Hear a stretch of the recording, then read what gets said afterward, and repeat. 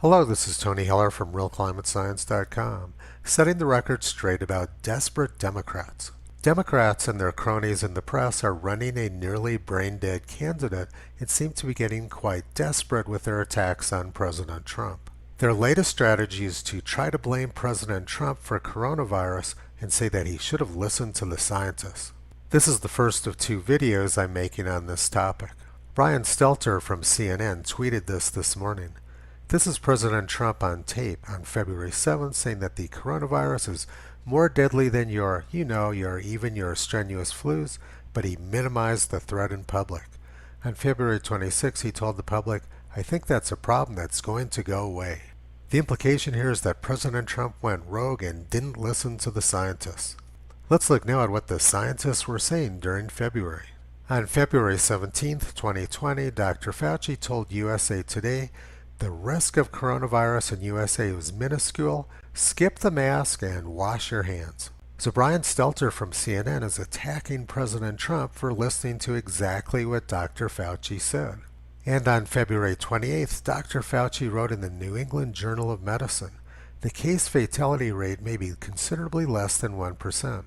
This suggests that the overall clinical consequences of COVID-19 may ultimately be more akin to those of a severe seasonal influenza or a pandemic influenza rather than a disease similar to SARS or MERS. And if you look down here at the bottom, Dr. Fauci was also pushing chloroquine as a treatment for COVID-19.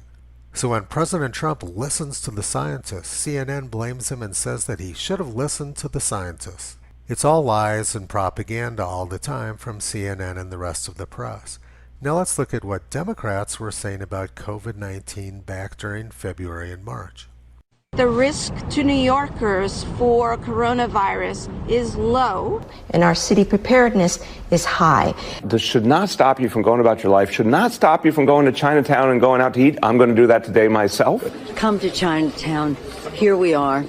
We're, again, careful, safe, and come join us. There is no concern at this time for coronavirus in our region. The Department of Sanitation is ready for Mardi Gras 2020. The facts are reassuring. We want New Yorkers to go about their daily lives. But there's really no need to panic and to avoid activities that we always do as New Yorkers. We are a hardy people. Americans do not need to panic.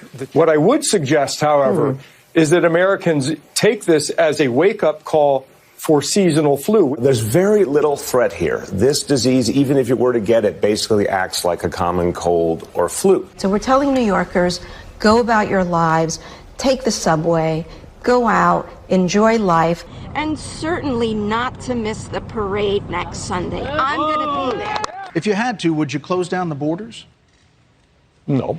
We need to be honest about the American people, with the American people, about the fact that we can't keep people coming here from China. And transmission is not that easy. I think there's been a misperception that coronavirus hangs in the air waiting to catch you. No, it takes direct person-to-person contact. We also know that if it were likely to be transmitted casually, we would be seeing a lot more cases. Right, because this is New York and you're in elevators and trains with everybody all the time.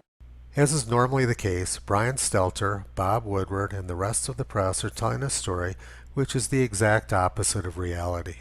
Joseph Goebbels said, "If you tell a lie big enough and repeat it often enough, it becomes the truth." Democrats in the press seem to think that the big lie is the only chance they have to win this election, and Toto thinks they're probably right about that. You can visit him on the web at realclimatescience.com.